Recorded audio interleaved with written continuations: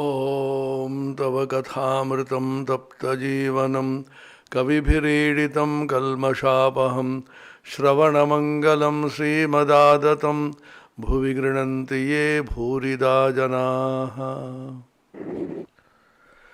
Sri Sri Ramakrishna Kathamrita, the Gospel of Ramakrishna.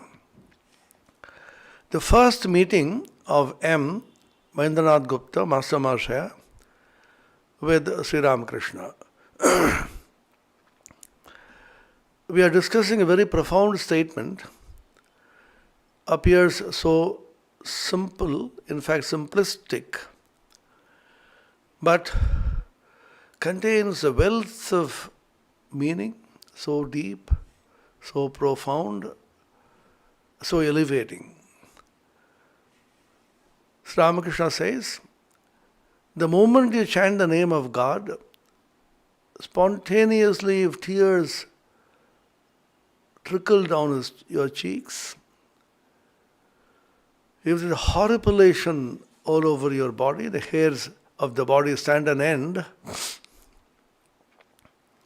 then know that the time has come for you to give up all work.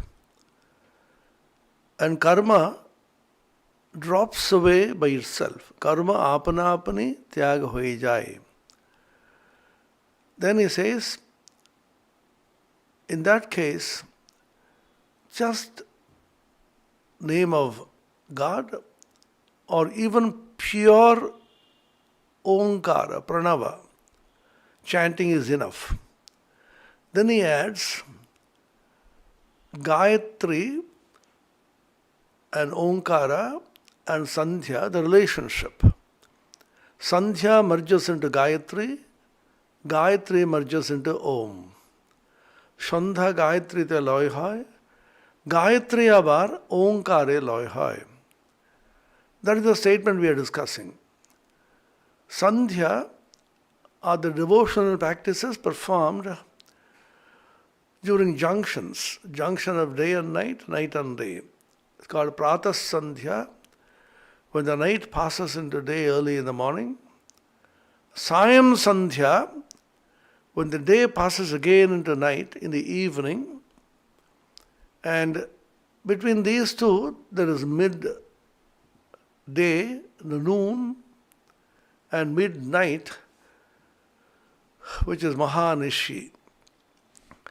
So broadly, if we take two, Pratas Sandhya and Sayam Sandhya, and then go through the meaning of these rituals, we find that the Sandhya Vandana is a preliminary practice for total purification. The mantras, Suryascha Mamanyuscha in the morning and Agnischa Mamanyuscha in the evening, these mean that I should be completely cleaned of all the impurities which I have. The impurities which I have collected during the night, that should be cleansed in the morning during Pratas Sandhya. And the impurities which I have accumulated during the day, that should be cleansed by the Sayam Sandhya. So that day after day, if I go through this Pratas Sandhya and the Sayam Sandhya, the morning Sandhya and the evening Sandhya, a time will come when I do it day after day, year after year, for several years. A time should come when purifications become spontaneous and natural. If you clean something every day, so you don't have to struggle much after some time. It's already clean, just a little rubbing will do. So a person who performs the Sandhya Vandana, a Brahmin child, or a Kshatriya child, or a Vaishya child, Traivarnika, if he goes through this Sandhya Vandana rituals from the age of 7 or 8, or even earlier, they begin at the age of 5 or 6. The little child faithfully follows whatever is told to it by the father, by the grandfather, and the male members in the family, and even the mother, the grandmother, then a huge samskara is formed. We call it samskara. Samskara means natural tendencies are formed by which the proclivity and the tendency of the mind will be towards spirituality. The child grows into an adult, and if he is careful to protect himself from the influences of adulthood, adolescence brings its own problems. The physiologically and psychologically there are changes in the body and the mind, and these samskaras prevent the child from going astray, from picking up bad habits. He lives in a very protected environment. He is constantly taught high level of meditative mantras. So going through this for 10 years, 12 years creates a tremendous impact on the child's mind. If he is in the Gurukula, in the presence of the Guru, then his development is faster. He is in the direct influence of an illumined Guru who watches over him compassionately, gently, course correction he makes, lovingly he treats him, and strictly enforces the spiritual discipline.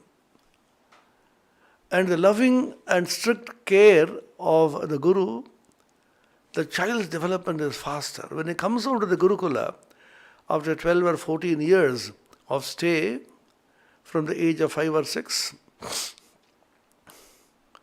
then he is a completely washed, clean, pure, elevated individual.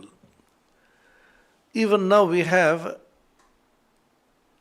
the 10 plus 2 education, 10 plus 2 plus 3, which is 15 years, which is going to be replaced by the new education policy, the 5 plus 3 plus 3 plus 4,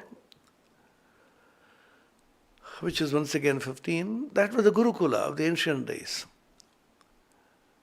A child goes to school at the age of 3 or 4, maybe even 5.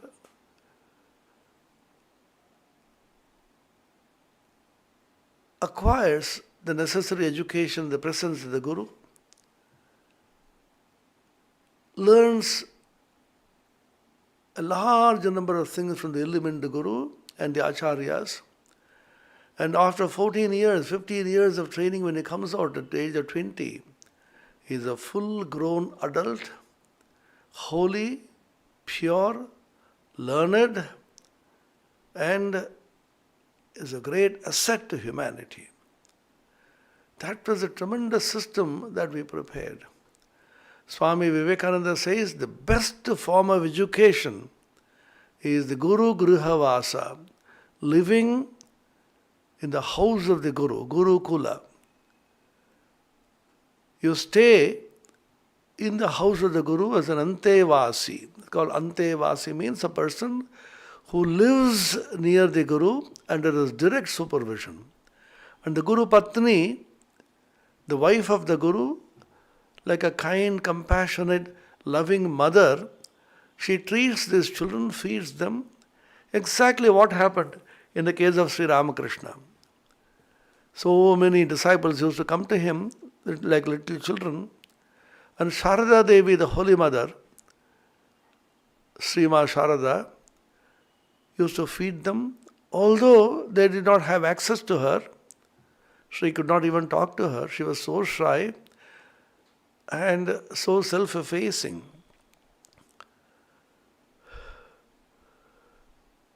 And she used to cook for each of the disciples according to his taste. Once Ramakrishna asked Naren, "Kemon kheli?"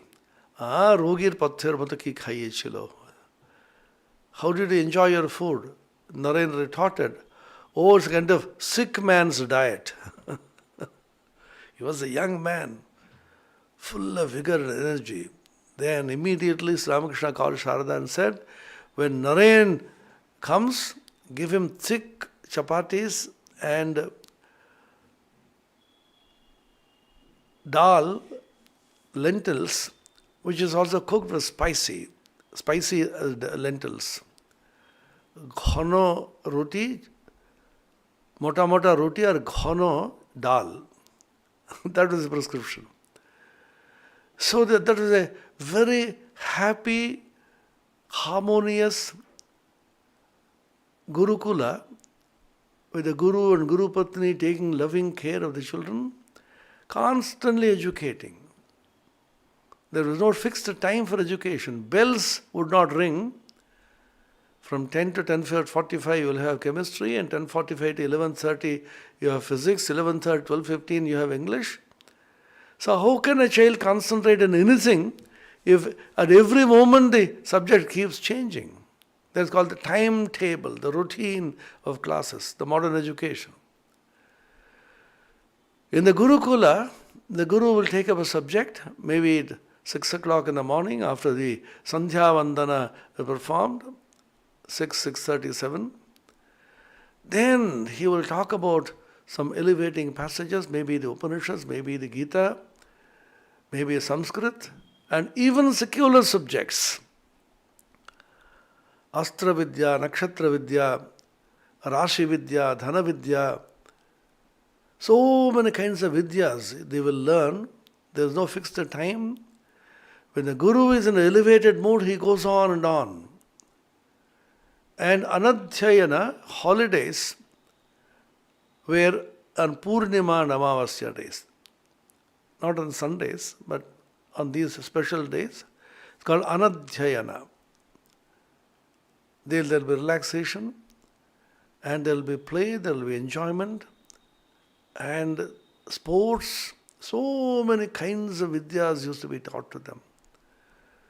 But the fundamental basis of all learning is purity. Purity, continence, brahmacharya, elevated thinking. No evil influence of any kind was allowed to enter the mind of the child. Think of such gurukulas by the hundreds, and the gurus, acharyas by the hundreds, and the entire society was teeming with such brilliant, energetic, young, elevated, pure souls who were the gems and assets of the society. Think of the society. And the entire cost of the Gurukula will be borne by the king. He is a Kshatriya. The same idea, government sponsored. Government will sponsor, will bear the cost of education, and education was free. Guru will not charge anything of the disciple because knowledge is too sacred to be sold. Jnanir bikri kora jai na. It is invaluable. You can't assign a value to knowledge. So you can't give anything to the Guru in return for the knowledge that he gives. So who will support it? The kings, the Rajas. And the Rajas and the kings consider it a sacred duty. Same idea now. Government gives aid to education institutions. It is a part of the duty of the government. They are not doing a charity by supporting these education institutions. No. It is the part of the duty of the government, then the Rajas, to plentifully support these Gurukulas. So the entire country was full of people who were cultivating higher spiritual knowledge. Brahma Vidam Varishtha, knowers of Brahman, knowers of Vedas, and they were excellent students and teachers who are constantly absorbed in the study of the Vedas. Brahmanishtha, Shrotriya. These are the words which are used. Shrotriya, your person is well versed in the Vedas. Brahmanishtha, your person is constantly devoted to the cultivation of knowledge. Thousands of such people, what kind of society must be there? Anyway, Swami Vivekananda wanted the entire thing should be revived. And he said education was in the hand of Tyagis. Tyagis does not mean that they should be sannyasins. All the rishis were householders with wives, but they were Tyagis because they did not have any selfish motive. The characteristics of a guru, of an acharya, clearly laid down in the scriptures. Shrotriyam Brahmanishtham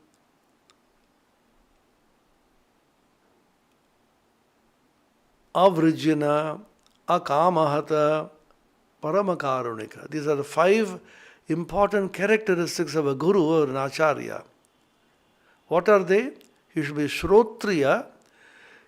He should know his subject well. In those days, the gurus were polymaths, we call it now. All kinds of subjects they knew, and they were masters of so many subjects. There could be several acharyas in the Nalanda and Takshashila universities. These were Tyagis, self-sacrificing acharyas who did not want anything for themselves and who did not teach for the sake of money. Now the present trend is, if I teach for 1 hour, so much money has to be paid to me. If for 2 hours, so much money has to be paid. Everything is calculated in terms of the money that I will get in return to what the knowledge I give. Salaries, perks, dearness allowance, various allowances. Our teachers are so well taken care of and pampered. But even then, why is it we are not able to deliver? Because the Tyaga element is gone. Householders need money. We should accept money for running the household. But the education is not linked to money. The knowledge I impart is not proportional to the money that I get in return.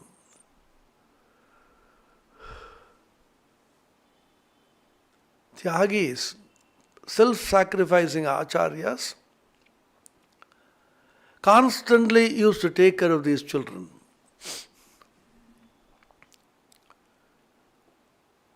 So Sandhya Vandana ritual was a great ritual in those days.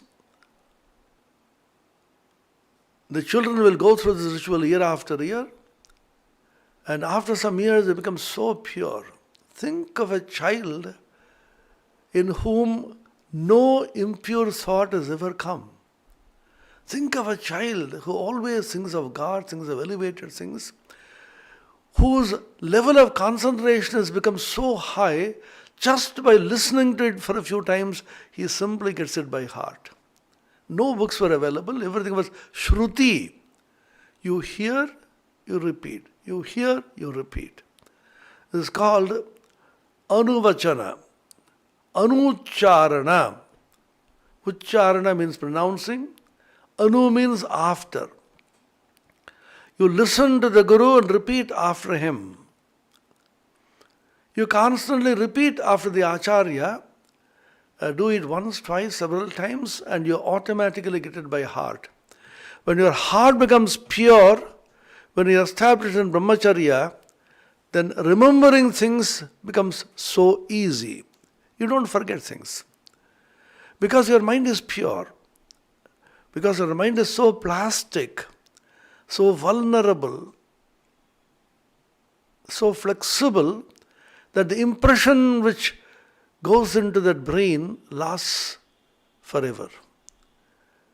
Nowadays, the neurophysiologists talk about neuroplasticity of the brain. This is a very hot topic which is being discussed and debated and researched into.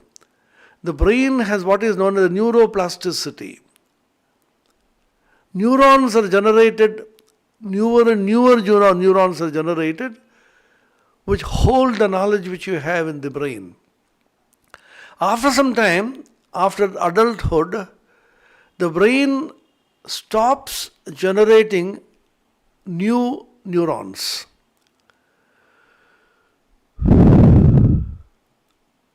But strangely, they have proved through experiments, but by constant repetition, avritti, of a mantra, of a passage, of certain elevating texts, the brain develops what is known neuroplasticity, by which whatever be your age, even at old age, the brain is capable of generating neurons. It's called adult neurogenesis. This is a very fascinating field which was discovered by rishis ages ago, thousands of years ago. Repeat.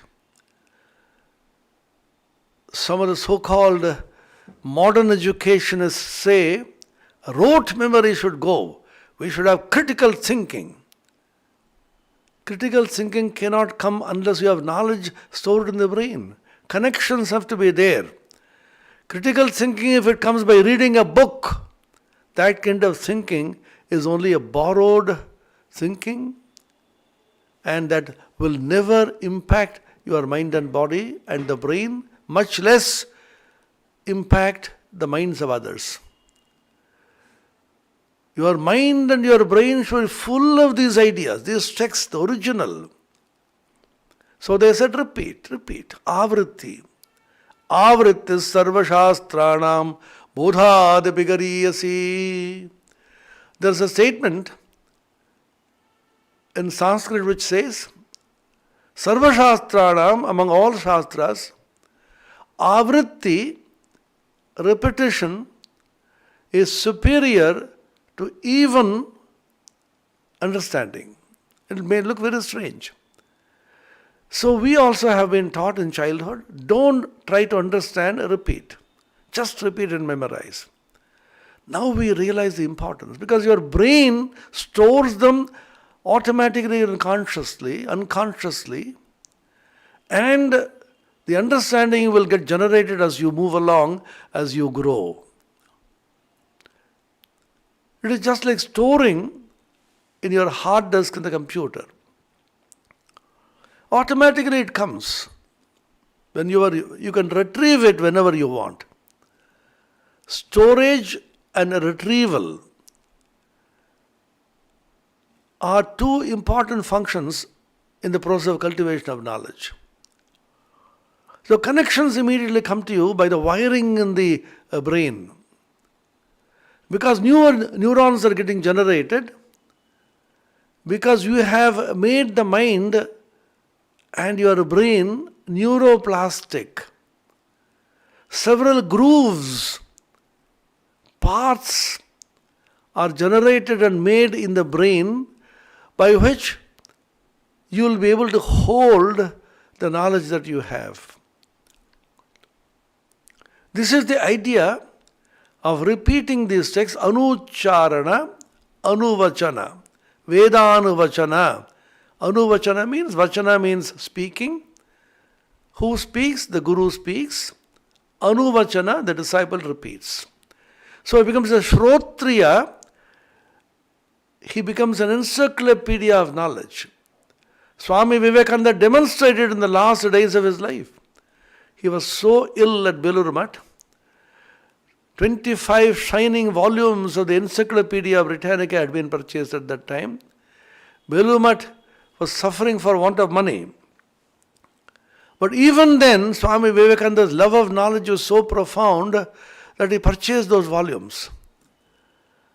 Sharachandra Chakravarti, Swami Vivekananda's very favorite disciple, a householder, but greatly devoted to the Guru and a great Sanskritist, and a Shastrajna, knower of scriptures.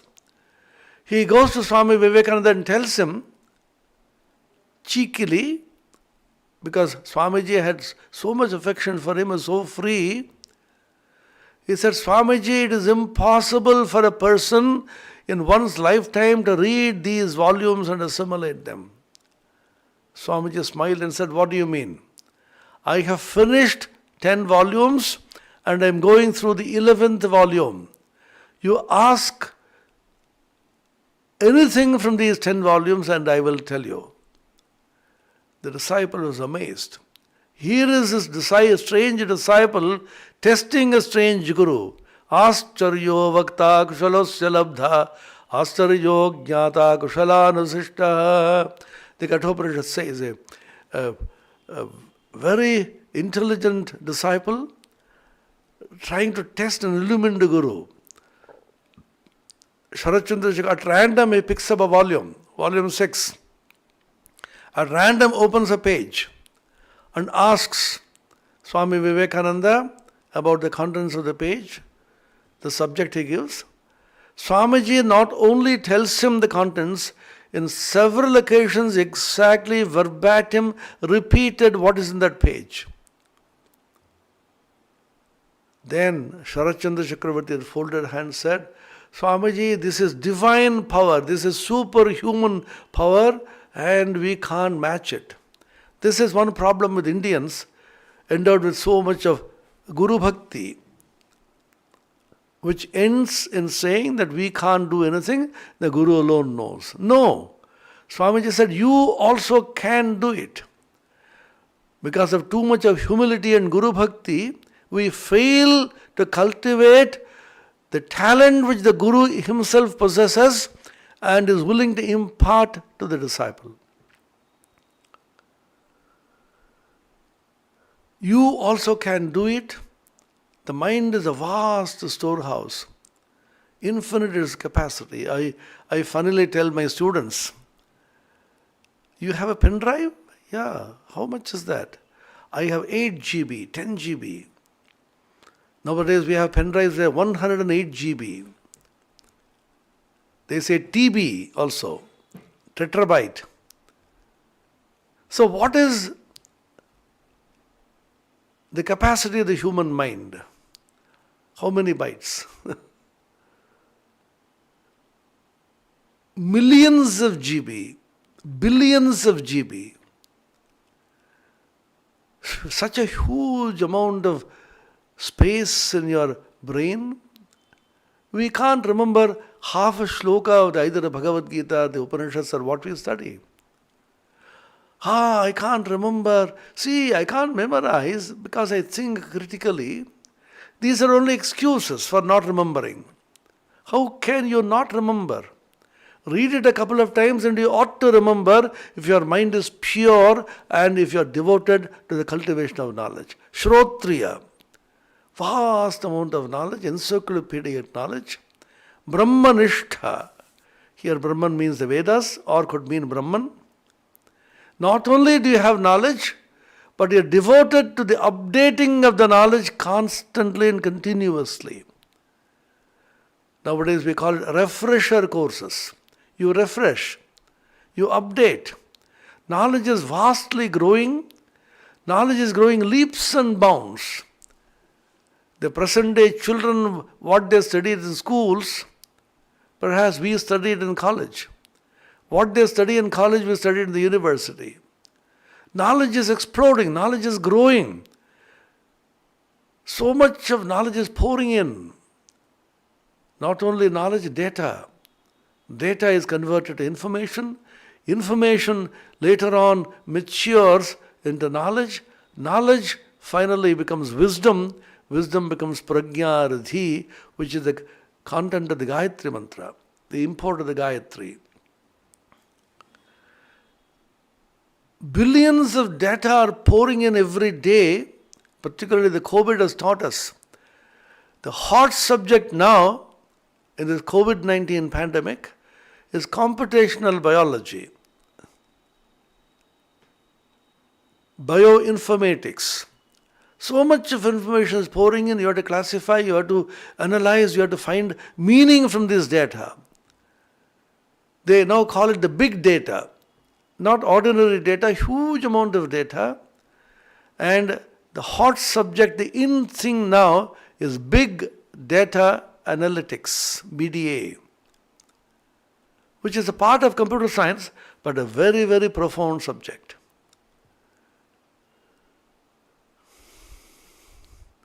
Brahmanishtha, the guru has to be constantly devoted to the cultivation of knowledge, updating of knowledge.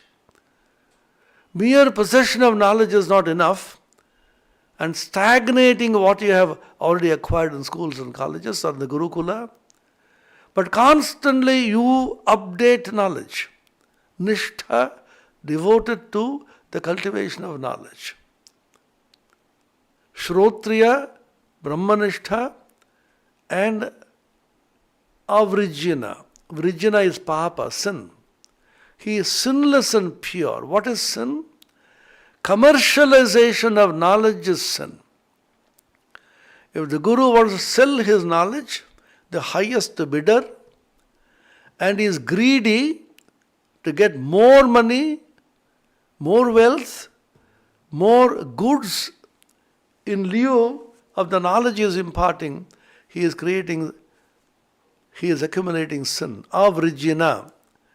A person who teaches the disciple out of love and out of deep feeling for passing on the knowledge to the next generation.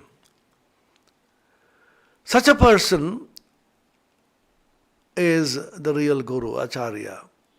Shrotriya, Brahmanishtha, Avrijjana, and Akamahata. Kamahata is a person who is smitten by small desires. Akamahata is a person who is not smitten, who is not touched by silly desires. What are the silly desires? Everybody should praise me. Sir, madam, you are the best teacher I have seen. And you want to downgrade your colleagues among the teachers, and you want to project yourself as somebody big, and you want awards. What have I got? What is the award that I got? What are the returns that I got? Wanting constantly something from others, and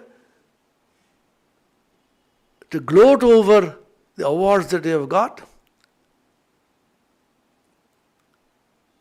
and project yourself as a knowledgeable person. Others are ignorant while I am knowledgeable. The first snubbing that Master Maharshi M got from Sri Ramakrishna. Sri Ramakrishna asked him, Tomar parivar kemon? Vidya Shakti na avidya Shakti?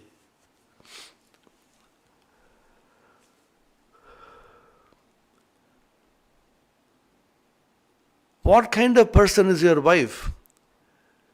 Is she formed of avidya or vidya, ignorance or knowledge? Master Maharshi says he could not exactly find out what was avidya Shakti and vidya Shakti, but he said, Agya phalo kintu agyan. Sir, she is good, but she is ignorant.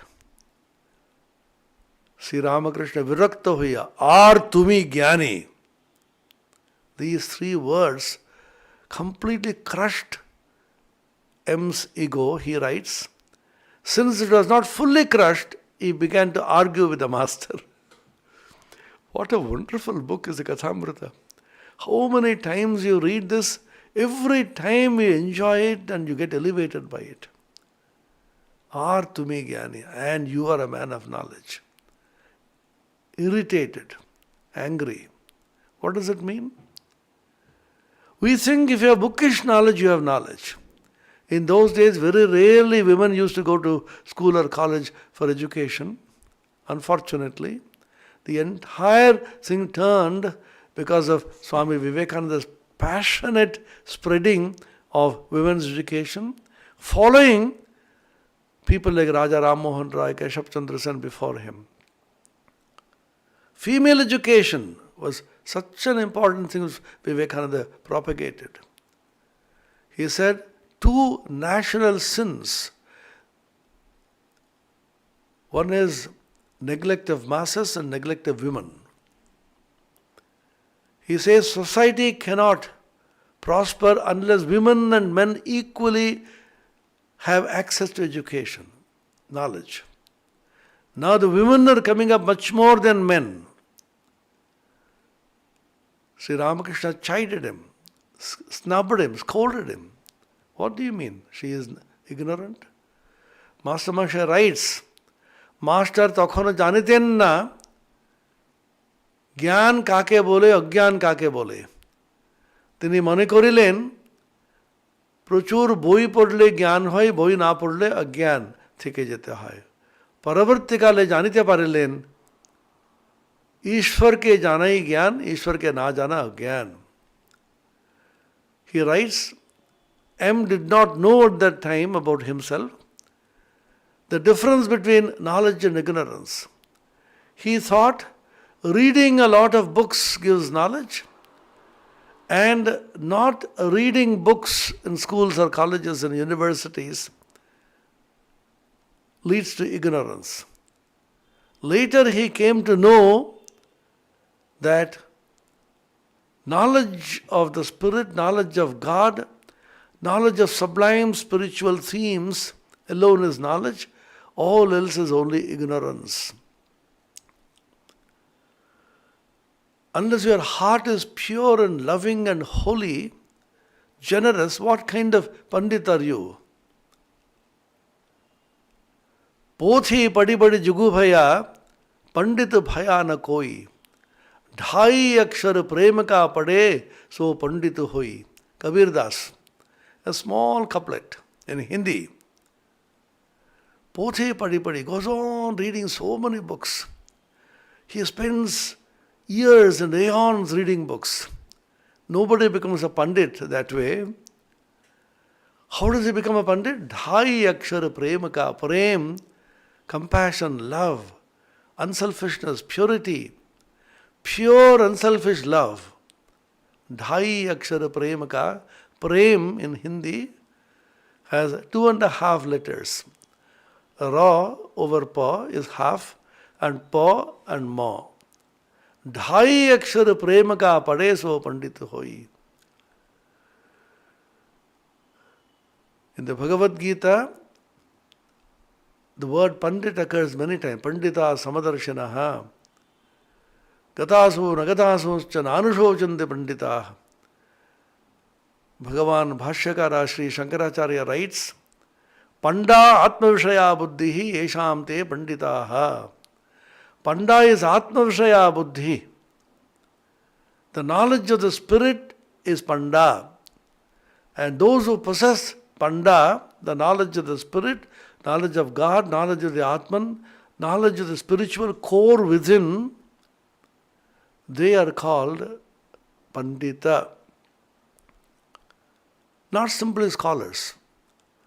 So an Acharya, a Guru should be Shrotriya, Brahmanishtha,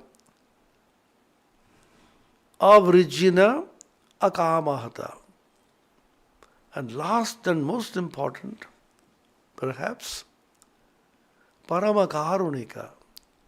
He is full of karuna or compassion. He comes down to the level of the disciple. A teacher worth his name or her name has to come down to the level of the taught, to the disciple, to the sishya, to the pupil, and elevate the disciple to higher and higher heights. A teacher who feels the disciples are dullards, disciples are useless, disciples can't learn anything, such a teacher, unfortunately, cannot impart knowledge. You be compassionate. You tell the student, oh, you can't understand now. No, you shall understand. I will repeat again. Come on. Ah, yeah, you have understood well. That's it. You are progressing. Give him positive ideas.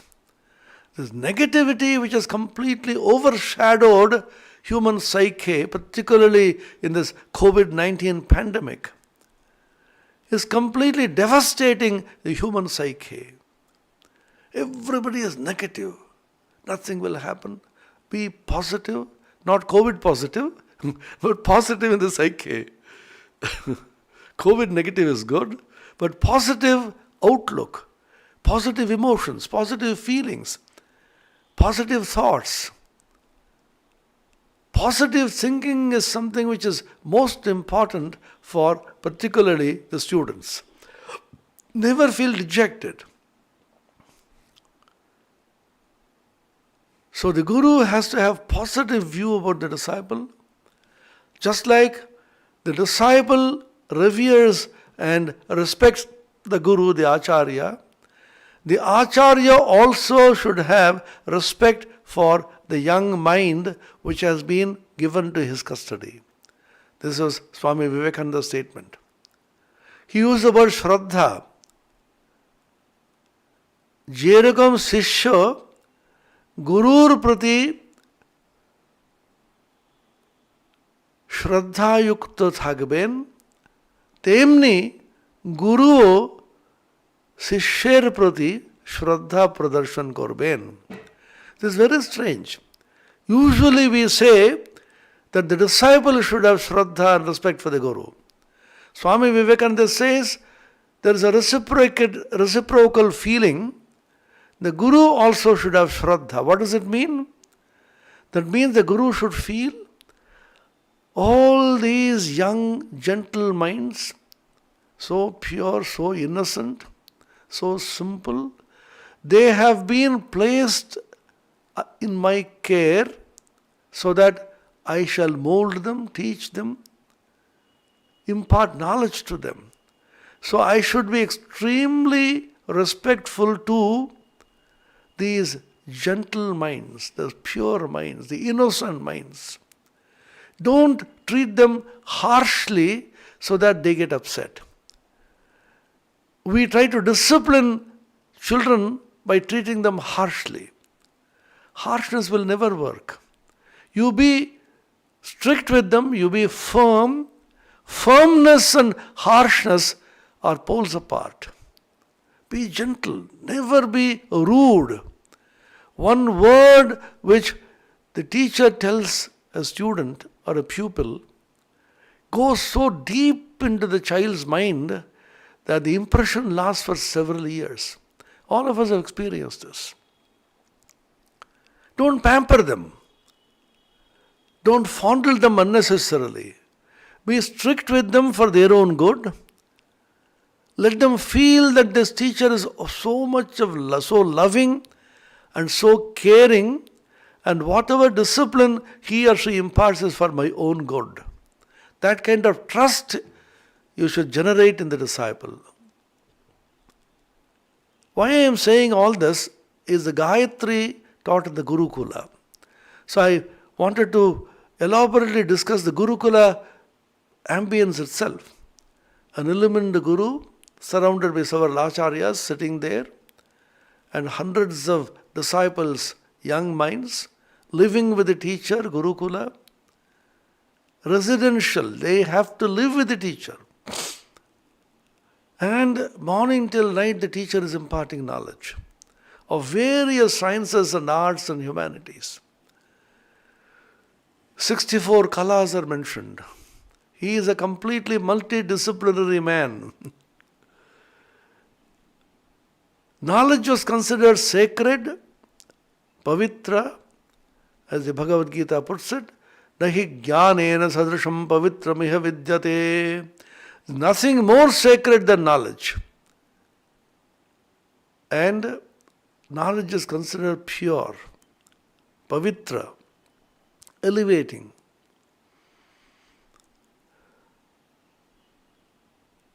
This knowledge is being imparted to the disciple. Guru lovingly imparts this knowledge. Knowledge is not only sacred, pavitra, but also akhanda. Akhanda, that which cannot be cut into pieces. Indivisible.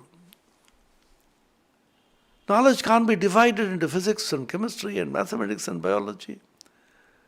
Knowledge is just one indivisible whole, and each piece of knowledge is directly connected to every other piece of knowledge in any discipline. Unfortunately, in the modern times, we started cutting knowledge into pieces and specialize in each of them, specialize, more specialize, and super specialize till the person who is a super specialist in a particular piece of knowledge has no idea of any other branch of knowledge. This was not intended in the ancient Gurukula. So many different vidyas will be taught, and the integration, the intermingling of all this will also be naturally imparted to the disciple. How each piece of knowledge is dovetailing into the other piece with an almost audible click. PG would have said this. Each idea dovetailing into the other idea with an almost audible click. Beautiful expression. Great novelist, P.G. Woodhouse. So knowledge simply flows in torrents. Shatadhara sahasradhara makshitam. In Shatadhara, in 100 streams, Sahasradhara in 1,000 streams, Akshita, perennial, without stop. And knowledge acquisition was a great joy. Education was not boring. The Acharya comes and begins to impart knowledge. The children are sitting around, drinking deep of the knowledge of the Acharya and the Guru, and conversing with one another. They also learn from their peers, from their friends, from their co-disciples, and thinking deeply about what has been taught to them, they generate newer avenues of knowledge themselves, which is called research, a discovery. All of them integrated into one.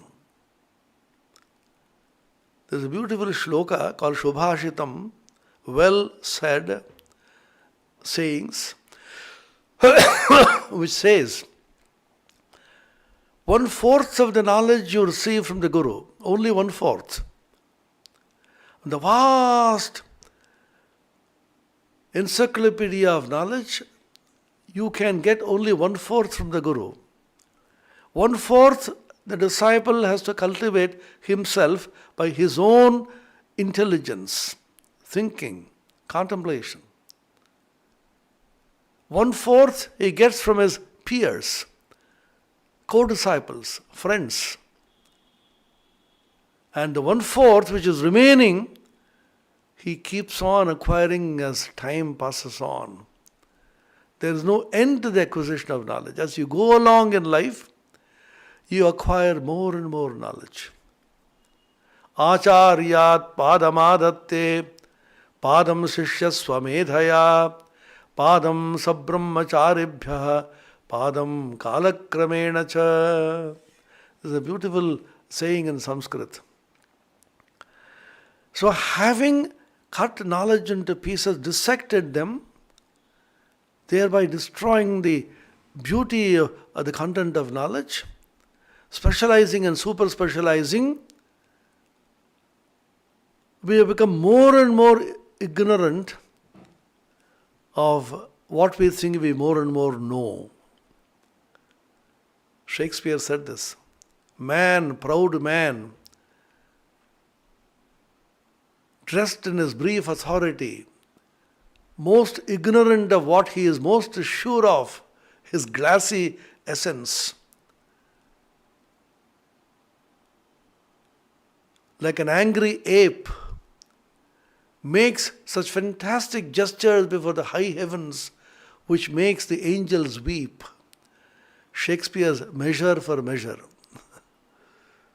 Proud man, I know so much about a small point, I know nothing about anything else. Science, technology has completely deviated us from arts and humanities and poetry and music. I am a student of science and technology. I have nothing to do with poetry. I have nothing to do with humanities.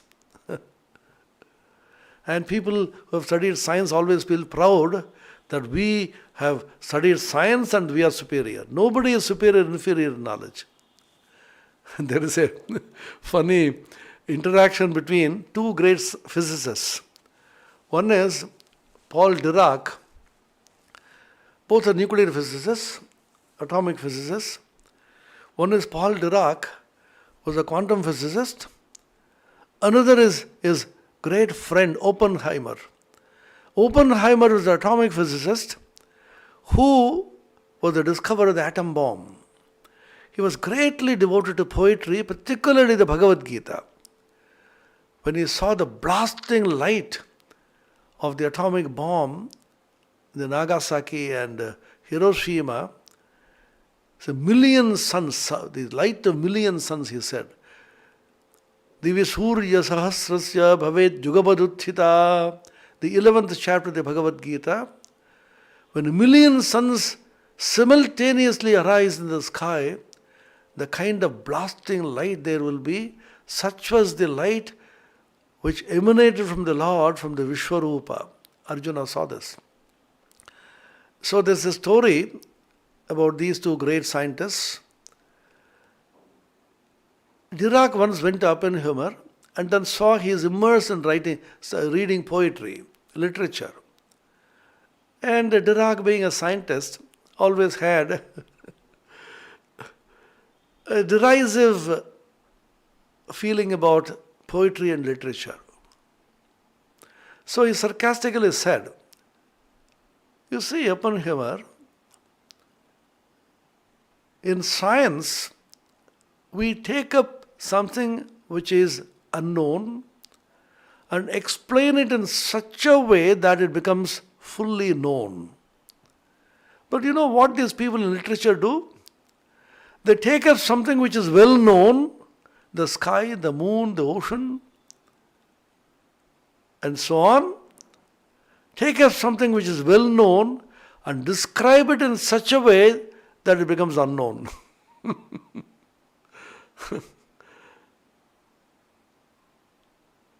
So this is very interesting.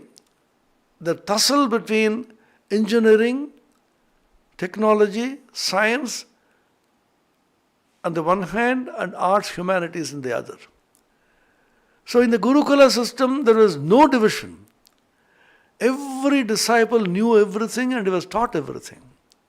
The new education policy, liberal arts is being spoken of as part of the curriculum in engineering and science. Let's see how it is implemented. Because knowledge is indivisible, knowledge is akhanda,